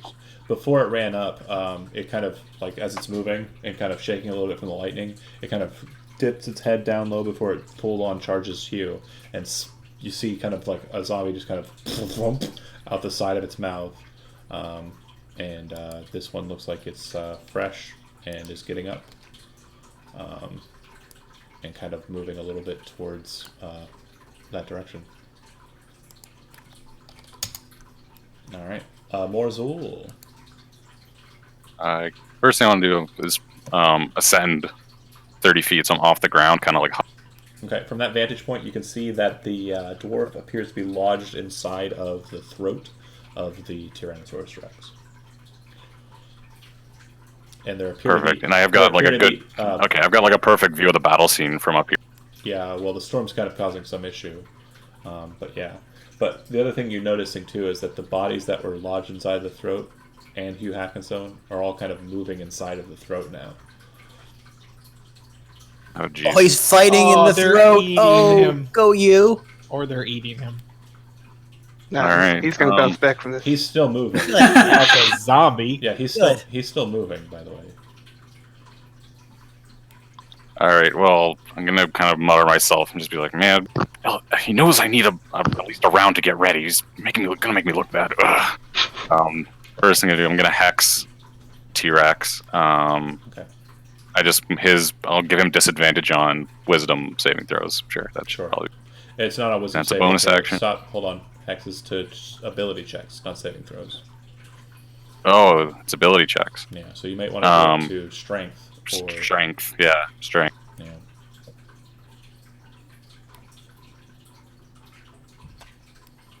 Oh yeah, okay, yeah, so strength for sure. Mhm. Okay, and then that was a bonus action, so then I can use my cantrips. I'll fire out 2 Eldritch Blasts, because that's what Warlocks... Pew pew! The lightning 15 and a 16. roiling about, and then you see 2 green bolts of cackling energy slam down into the Tyrannosaurus Rex and hit. Damage. So 12, a 4, and then it'll proc the Hex twice. You can use that first 2, I guess, and then another 6. Okay. So it'll be... -8 more. You blast a hole through like the rib cage on its side, and you can see that like there's a massive rib now kind of jutting out, kind of splinters off to the side. Its body kind of like weakens to that side, but it doesn't seem to manifestly like that kind of shot would have probably killed a guy or wounded a real Tyrannosaurus Rex, but from the looks of it, it just kind of changed the way the clay is shaped, if you get what I'm saying. You move the body parts around, but it doesn't look like you've ultimately done too much to it. Chody. Horse shouts out, take out its legs. Okay. Rusk will rage. Good answer. 6 charging in, and I'm going to recklessly swing at the thing's leg. Okay. Got that new hammer. 15. Hits. Nope, with them all. Oh, okay. And 16. Hits. So 9, 10, 11 on the first one. Mhm. And 13. I don't know what that plus 3 is for. It's if you had the crit. Yeah. Oh, okay. So 13, 14, 15. on You the said you second one. attacked recklessly, right? Yes. You do crit. You get the crit. Oh, cool. So 13, Sure, 16, thanks. 17, 18. You always go with the higher of the 2 rolls on an advantage check. Sorry. No worries. So 25 total. you rush. Points. You rush in there, and it's still kind of like up like this with Hackenstone in its mouth, and you hear chorus, "Go for the legs!" And you bolt through and spin around like a whirlwind of Warhammer or Maul, I guess in this case, and slam into the T-Rex's kneecap at a high point. It drops down. Then you spin around and hit it in the thigh, and it kind of comes down again. And as it kind of looks down at you, its mouth opens wide and kind of the jaw shifts to the side as it hits the ground. You can see Hugh Hackenstone's feet kind of bobbling around inside of the mouth. You can see the zombies kind of inside as well. And the other thing you're noticing is it looks like the dwarf is still moving around, but it looks like one of his legs, like around the shin area, is kind of dangling off of the meat and bone. Like it looks like his... No! He's still moving around, but it looks like that bite basically tore his left foot off. Is One it the arm peg same- leg. Okay, is it the same foot as he lost the hand or the opposite one? Opposite side. Okay, cool. Thank God. He's leveling now. He's leveling now. Yeah, we call him Hugh the half dwarf. Hugh Hafenstone. Hugh Hafenstone. All right, Don't tell him I said that. no worries. And that's it It's for a you, great right? joke. Shody. Yeah, that's it. All right. Musharib says something in Dwarven. It's like a curse, like he's annoyed, and it's kind of a curse of always the new friends. He casts a spell, and you see that it kind of like causes the a green mote to appear above the creature. Then he rushes in with a warhammer that seems to just appear from nowhere, from underneath his cloak. It comes swinging it straight in at the head of the Tyrannosaurus Rex. He misses, and yeah, solid miss. As he stands next to you, Rusk, you see that the head of this hammer, which appears to be of a Chultan style, but it appears to be a large, like, skull shaped out of stone.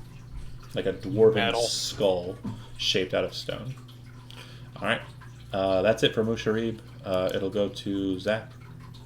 I am going to hit Hugh with a healing word. Yep. I'm gonna go a couple extra levels. One extra level. For 7 healing. Could have been better.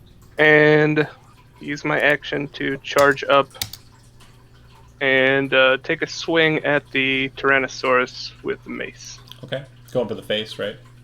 Yes. All right. 11 to hit. As you hit it, it does contact and solidly hit. Go ahead and roll damage. Okay, 5.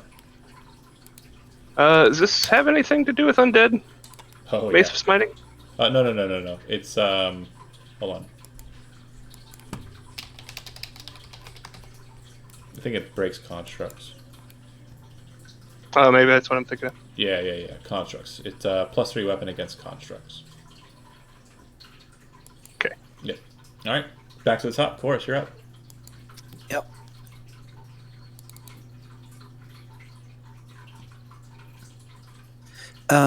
Could I shoot at one of its other leg? Sure. Let's try that. 25 crit. Yeah. So 7 piercing, and then second shot. Okay. 12 Hits. for 8 piercing. All right. Elliot.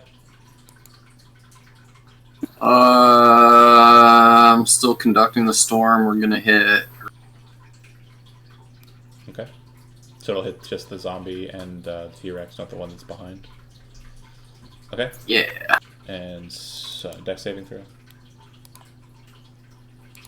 That's more like it. Wow. Yeah, can I use my channel divinity to max the damage? Yeah. Hell yeah, so that's 30 damage. So it hits, as it comes striking down, it hits closer to the zombie, not so much on the T-Rex. And you watch as it obliterates the zombie. Just literally, the second it hits, it kind of pushes the material of it down and creates kind of just this ash cloud that's in the shape of the zombie where it struck. And the cackling out kind of burns out the leg that was battered by Rusk. And you see it kind of almost fall apart to a point where it's looks like it's hobbled. The thing ain't gonna compete in the Olympics anymore. That's what's up. I'll never dance again. I'm never gonna dance again. Frontmost zombie is dead. Yeah. Tor is going to... I guess he is going to pepper that rear one, make sure we don't get flanked. So, longbow attack. 19 to hit. For 2 damage. Okay. Yeah, that'll work. Good old Tor. Alright, goes to it. It currently has a Hugh Hackenstone in its mouth, so it's going to attempt to finish that off. Yep. Okay.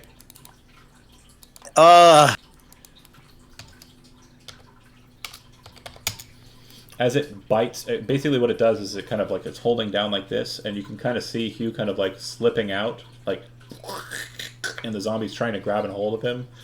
It then kind of goes like that and kind of spits him out into the mouth, slams down with the teeth, and you just see this sickening kind of pop of Dwarf as it kind of like holds to the side, shifts its head to the right, and throws Hugh kind of northbound up the road a bit. He kind of just lays there in like a bloody mass on the ground. Like all of them? It looks pretty bad. It looks solid though. It doesn't look like it was split in half or anything. Good. And Somebody then, get this thing's attention.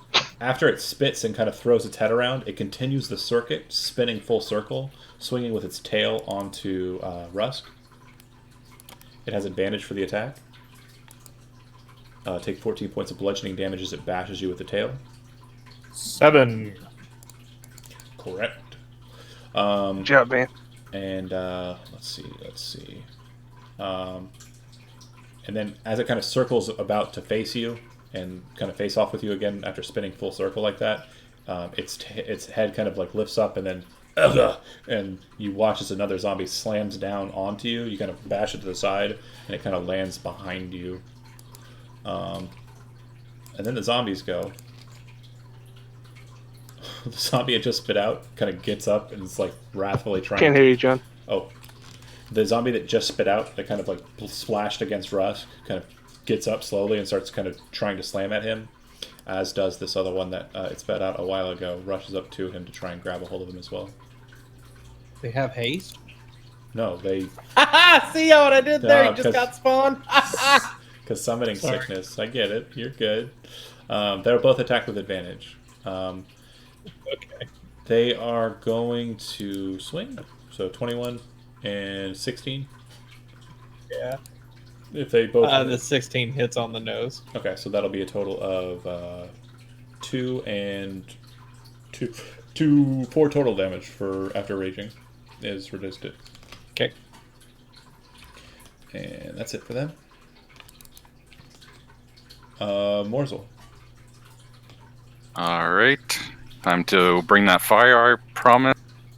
Not in ball form, because that would be bad with all our friends there. It's about 25 That'd be fine. feet high, so if you detonate it on the top of it, it probably won't be as bad as you think. But I think a scorching ray might be better because it can combo with my witch bolt, or my hex. Sorry, not with my hex debuff. Gotcha. So I'll proc 4 times. So you know what? Let's do that. Yeah, I'm gonna kind of hope you put one arm on the forearm of the museum and just kind of like shoot it like I'm shooting a blaster or something. Launch 4 scorching rays at. Okay, so 3 yellow balls of lemon-like energy go flying out of it like Mega Man. Go ahead and roll your attack rolls. Hit. Oh, you It's cast. a third level spell, so Oh, before. okay. All 4 hit then. Give me some damage. And 4 procs off the.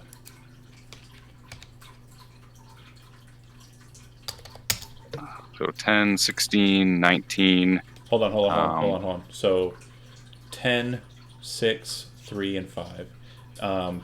Give me the. Hold on a second. 3,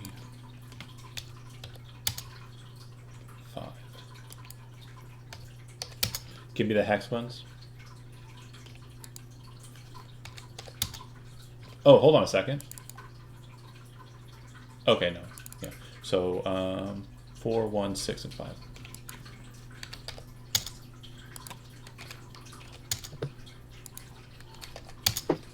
Okay.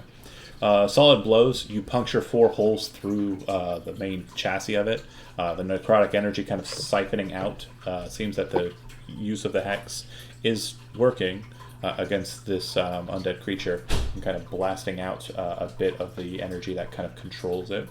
Yeah, it looks like it's literally kind of falling apart. Jody. I'm going to swing for the T-Rex. Sure. 21. Okay, hold on. Oh, sorry, 20. I want to make 21 and 20. Okay. Go ahead and give me the 2 damage rolls. 11 and 14. Yep. Okay, hold on a second.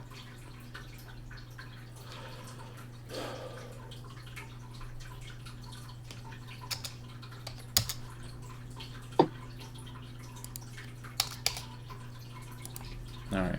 So 11. All right.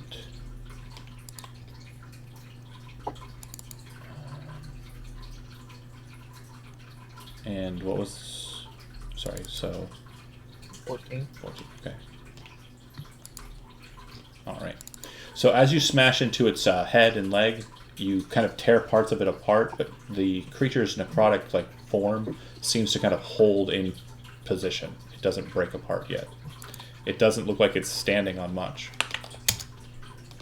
Can I bite down? Well, no, I don't want to do that. Never mind. Good. That's it. Okay. Mushari will swing with his mace. Or Morning, sorry.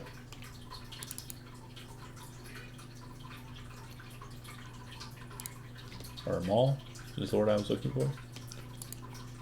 Alright. And somebody roll me a d6. Gotcha. 5. Okay. Another big chunk of Tyrannosaurus Rex goes flying off, but it doesn't fall. Zach? I am going to Make a religion check for free. religion check. Yep. 5. Yeah, you have no idea why it's still standing, but you're pretty sure it should be falling over by this point. I'm going to give another healing word to Hugh over Okay. there. And use my action for turn undead. Alright.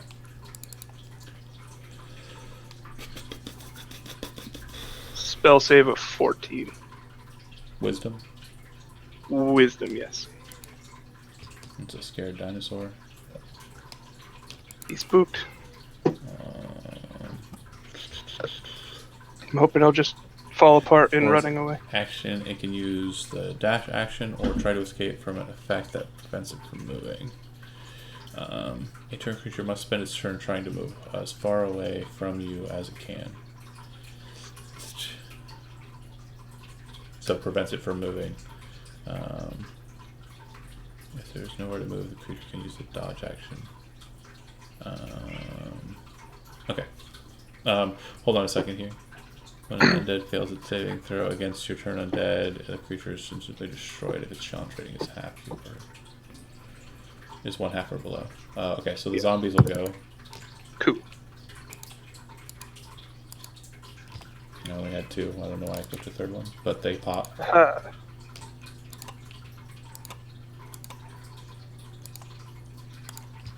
All right.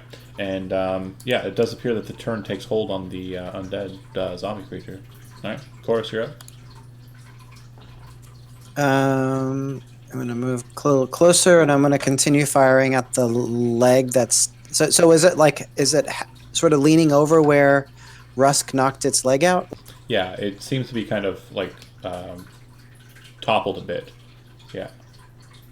So, and I damaged the other leg, so I'm going to continue shooting at that one. Okay, 2 attacks. Miss. 10, Hit. 15, 4 piercing. Okay, it's still standing. Elliot. Yeah. Lightning strikes under mass.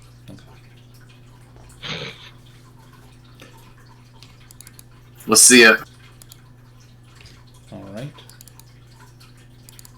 It failed its saving throw, and it succeeds on its saving throw for that.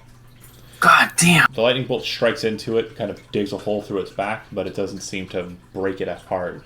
It's still standing. Tor.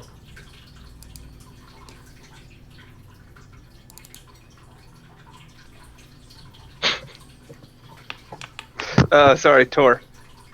I forgot he's me today. Yeah.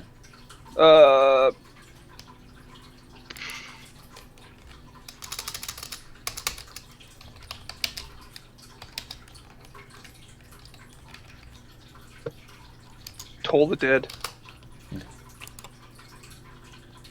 It's a 13 spell save. Okay. Wisdom. Yes. Give me 2d12. Coming up. 8 total. Still fine. Yeah. Because its turn, it moves half its speed because it can't do otherwise away from everybody. Opportunity attacks galore. He's not turned if he took damage. Oh. Good. Playing fair. Well then. Thank you. Sure. Or did he technically take damage since he's been at 1 this whole time? Technically, it reverts to the triggering effect, and then it snaps back to its topple effect, or its regain effect. Uh-oh. Sorry, boy. It will bite. Who am I eating? Go with Steve. Who's delicious? Dwarves, usually. Yeah. You have a taste for dwarves. Developed a taste for dwarf flesh. He's delicious. Rusk and Doral. Roll a d6. Got it. That's 6. 2. Okay. So I'll let you know what I was doing there. If you rolled the same number, it would attack the dwarf. If you didn't, the higher of the 2 rolls is the target. That's fair. So, Doral, I bite you. He did. He really did it. Oh, God. Wow. How could this happen? You may not die from it outright, though. God. You take 58. Oh my gosh! 58 points of piercing damage. Holy shit.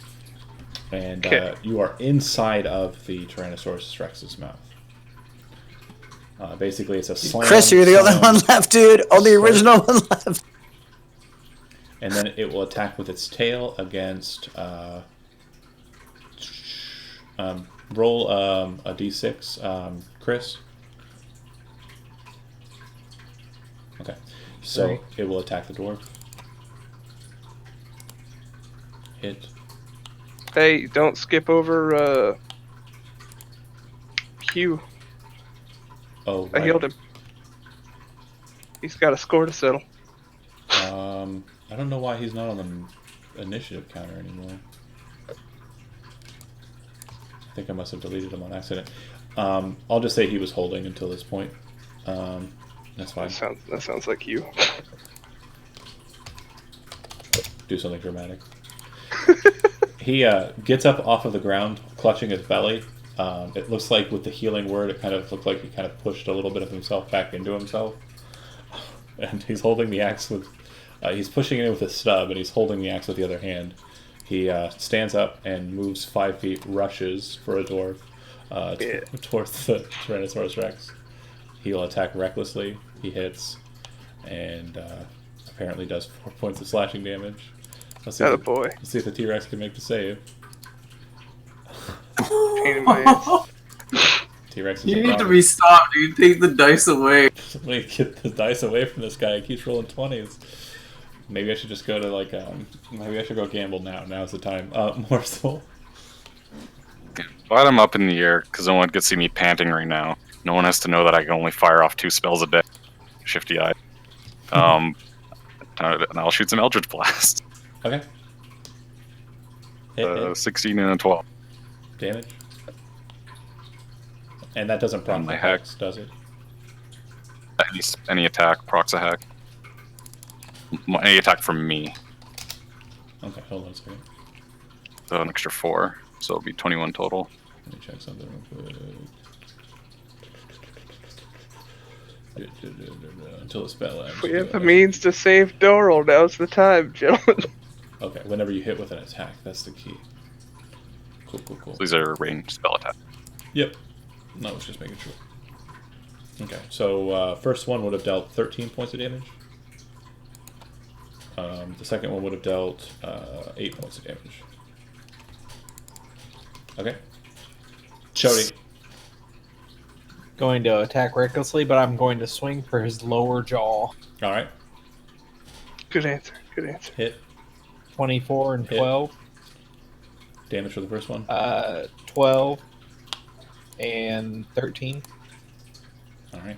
So you swing for the jaw, and you hit the jaw at the bottom end with the first one. It kind of causes it to dislodge and turn slightly, and you see Doral's feet kind of snap out a little bit. And then you kind of get mad and slam straight down on it, causing it to twist fully and kind of snap upside down so the teeth are kind of pushed down. As it sees that happen, you see Doral kind of slide out the tongue and twisted bottom portion of the jaw and kind of deposit next to you, along with the zombie, but the zombie seems to be kind of like withering and not really functioning right. And as you're kind of like focused on Doral being safe, you kind of look up to the Tyrannosaurus Rex, who's pulling away, but the jaw kind of slumps off of its body and stays on the ground. And as it kind of backs away, you hear a sickening pop as the hole that was blasted through it with the lightning bolt and the holes that have slammed into it with the Eldritch Blast from above kind of form like an interconnected puzzle from the tearing, where it just kind of splinters apart as it backs away, and just flesh bits kind of topple down into the grass and onto the old road behind it.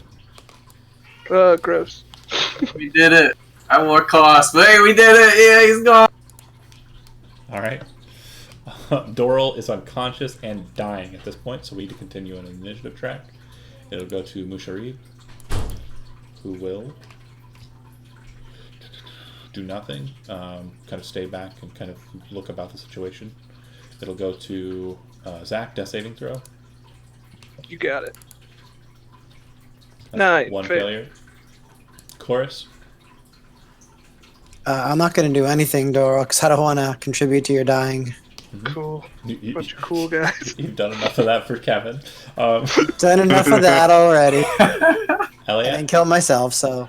For cinematic effect, can I How far? cast Cure on him while the storm? Well, you can cast Cure Wounds on him, but you need to be adjacent to cast Cure Wounds. So you need to get to Oh shit! You can, I guess Hi. you, healing word him. you can healing word from this position. That's fine. Yeah, sure, I do that. That's fine. Damn it. What was, I got you, cleric, what buddy. was the hesitation? All right. Were you trying to flavor it like a bolt of lightning, like resuscitates him? Or... Yeah, I just wanted to bring him back to life while we're in the heart of the storm still. Okay. Well, I'm not trying to let this thing go to waste, dude. It lasts for 10 minutes. It's gonna last for 10 minutes. the storm's kind of buffeting above, kind of lightning crackling about, and you say a word up into the air, a word of healing, and a bolt of like energy kind of strikes down on him, but it's not like a full-on pulsing bolt. It's more of like an energetic kind of like defibrillating bolt on his chest. And Doral, you're kind of brought back to consciousness in a bright flash of light, with two indicators here. Your stomach area has about 6 massive scars, despite the healing. So you kind of have like a Tyrannosaurus bite mark on your stomach and on your back as well. And then you have a black kind of burn mark on your chest that kind of webs out in kind of reddish patterns from the healing.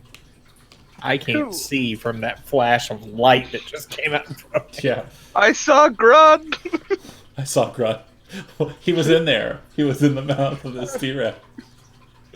But yeah, if that's the case there, that was roll number 2 of the night. So the storm dissipates. You all get back into sleep mode.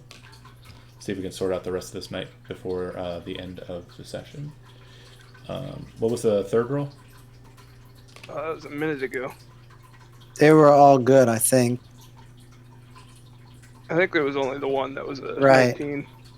Oh, you're in a different territory, so it's actually going to be a little bit worse than you're expecting. So I think there was a 14 as the last one. Check.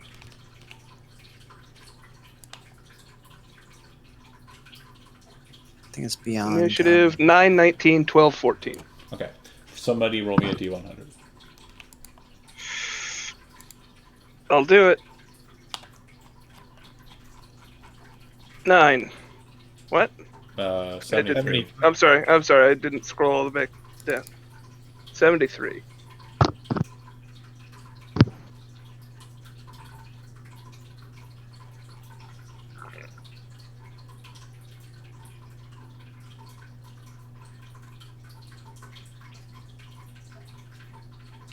All right. Hold on.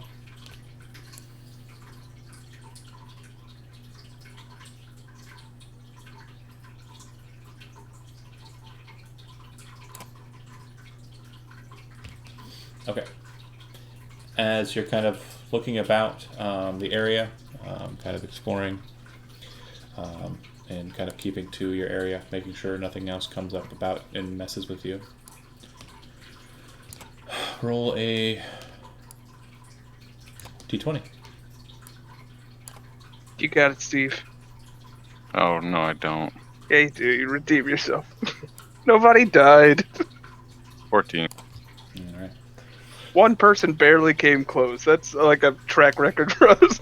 You kind of keep an eye on the terrain, the area nearby, and just kind of look around just to make sure you have a pretty good idea of anything that might be approaching. And you find an old rusty box.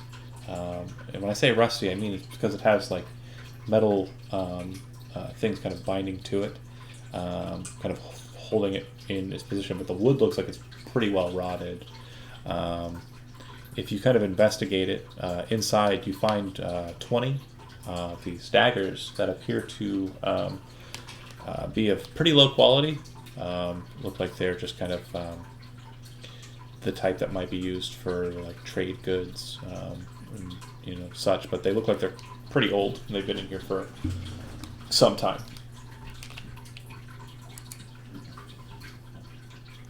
Old daggers. Yeah. We don't know any archaeologists, or we don't recognize the make or anything like that. It's nothing familiar to us. They appear to be Cholton.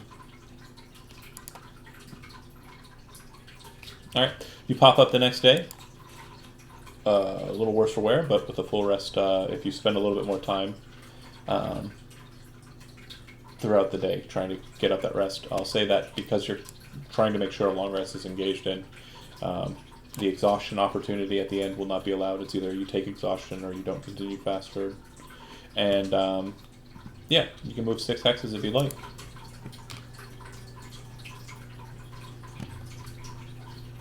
I think that gets us there. Yeah.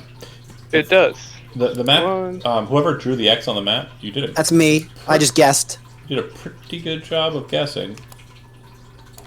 Boop. Well, you said that the flames pointed, and it was between the two thingies. So Oh, wow. Go Andy. I thought John made that X. Good I job. I was made it. yeah, I was aiming for the Yes. X the entire time.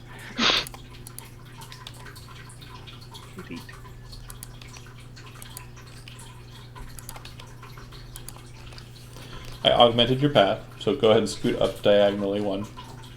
Because you'd actually Okay. see it from a distance. 1 second here.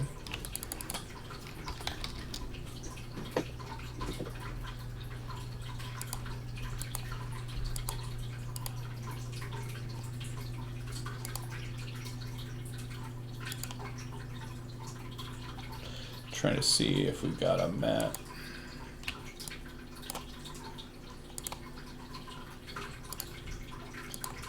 And I'm gonna read some shit.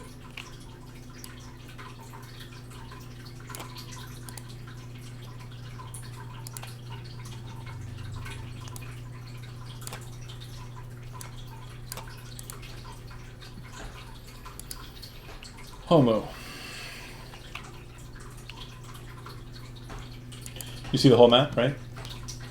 Hell yeah, holy, this is big. You'll be coming This from. place looks intense. You'll be coming from the northeastern portion, just above the river. 1 second. Crazy looking city, what the hell? Wow. From a high vantage point, you can see this old ancient city, and it's set down hundreds of feet into the earth. The jungle rises high above the cliff tops, but from your position, you can see that it appears to be flooding from some river that seems to be pouring into the northern portion of the city. You're coming from pretty much that same route, and we're kind of using a little bit of the waterway at the end there to kind of find your way to the city of Omu. As you come to it, though, you land, kind of, or descend down to a point near about the cliff there, kind of looking into the area, getting a good perspective near that river and its terminus, the waterfall that leads into the city. And things are going to be said. Hold on.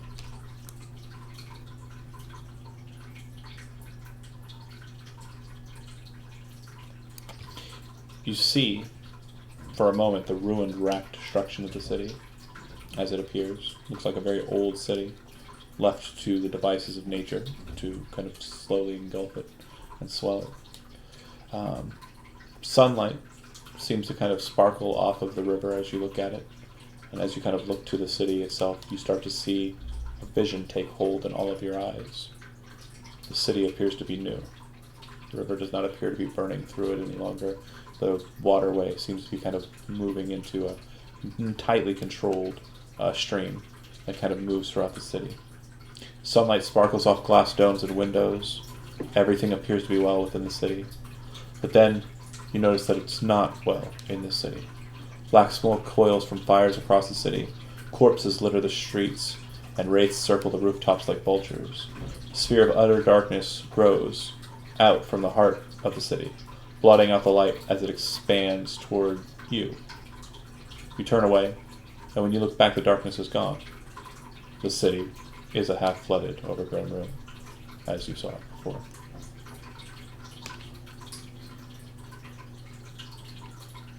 Yeah, that's not good. Yeah, there's evil asunder, that's for sure. That said, it's a pretty good stopping point for next session. Welcome to Omu, the Forbidden City of Chult. Thanks for watching. And, Okay. See you next week. I'm nervous. So this is where we think the soulmonger is, right? This is where we're pretty sure it's at, yeah. Oh boy.